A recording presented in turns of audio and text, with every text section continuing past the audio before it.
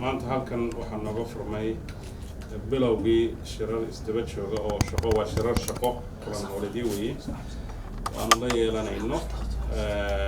hay'adaha kala duwan ee dowladda federaalka ah oo noo socon doona muddada labada week ee soo socda kulamadaas oo aan wasaarad walba iyo hay'ad walba kula kulmi doono ayaa waxaanu ku soo dhiraandhirinaynaa aragtiyaha kala duwan khaasatan marka la eego xagga dib-u-eegista dastuurka mawduucyada kala duwan aanu ka hadlayno waxaa ka mid ah awood qaybsiga iyo jaangoynta doorarka kala duwan ee ay kala yeelanayaan maamul goboleedyada iyo dowladda federaalku ahamiyadda kulankana marka ay leeyihiin waxa weeye in la helo aragti wada socota oo dowladda federaalku ay leedahay markay noqoto xagga siyaasadaha kala duwan ee maamulka iyo maareynta hawlaha qaranka waxaanu ku rajo weynahay shaqooyin wacan oo soo qabsoomay ilaa iyo hadda sida shaqada laga soo qabtay hanaanka cadaaladda shaqada laga soo qabtay hanaanka bilayska shaqooyin ballaaran oo wasaaradda arrimaha guduhu ay ka soo qabatay awood wadaagga iyo howlahaas oo dhan inta aanu isla meel dhigno in ka bacdi aanu safarro u bixi doono aanu maamul goboleedyada ku tegi doono oo iyana la wadaagi doono afkaarta iyo mabaadi'da asaasiga ee la rabo dastuurka inay galaan iyana ay wax naga oran doonaan kabacdina madaxda qaranku halka intay ka wada xaajooto ay ku soo idlaan doonto arrinta dib-u-eegista dastuurka oo in muddo ah dadka Soomaaliyeed ay ka dhul sugayeen marka shaqo ballaaran baa noo socota oo waxtar leh oo aanu hay'ad walba oo dowladda ah maadaama hay'adaha wasaaraduhu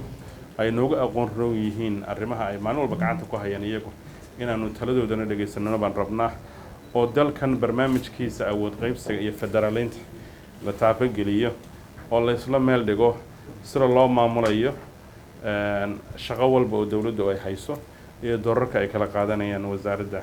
federaalka ama hay'adda federaalka ah iyo hay'adaha dowladaha xubinta ka dowladda federaalka ah awoodaha qaar waxay noqon doonaan awoodo sida haddaba dastuurka uu cayimayo ay dowladda federaalku khaas u lahaan doonto sida difaaca arrimaha aviationka oo kale arrimaha cilaaqaadka arrimaha dibadda oo kale arrimaha la xiriira immigrationka iyo howlaha socdaalka waa howlo u khaasa dowladaha federaalka ah awoodo kale baa jiri doona oo hirgelintooda iyo taabagelintooda ay dowladaha xubinta ka dowladda federaalku qaban doonaan adeegyada bulshada ayaa ka mid ah daryeelka bulshada ayaa ka mid ah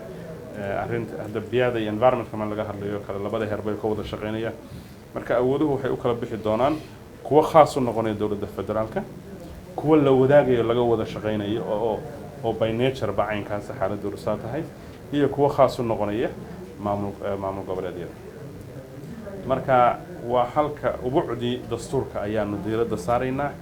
insha allahu tacaala waxaa soo daraalina waxay isugu soo idlaan doonaan dhowaan inaanu qaban doono bambax golaha wasiirada ah bambaxaas oo khaasatan dastuurka iyo dib-u-eegistiisa lagu eegayo sida ra-iisul wasaaruhu uuna amray bambaxa markaa la qabto aragti dheelitiran oo cilmi ku dhisan oo golaha wasiirada uu wada xambaarsan yahay baa ka soo baxaysa kabacdina wada xaajoodkii iyo soo dhamaystirkii dastuurka ee lala gelayay maamul goboleedyada iyo danayaasha kala duwan ayaa iyana halkaa ku soo idlaan doonta waxaa kaloo barnaamijyadan farsamada kulamadan oo kulamo farsamo oo shaqo barbar socda wacyigelinta bulshada oo sida aad ogtihiin shalay iyo daraadba aan wax ka qabanaynay waxaa iyana barbar socon doona la tashiyo gobollada aanu kula tegayno oo aanan dowladaha iyo hay'adaha dawliga uun la soo tashanayn iyo hoggaankeeda aanu bulsho weynta ku dhaqan deegaanada Soomaaliyeed la soo tashan doono hawshaas ayaan markaa maanta halkan u joognaa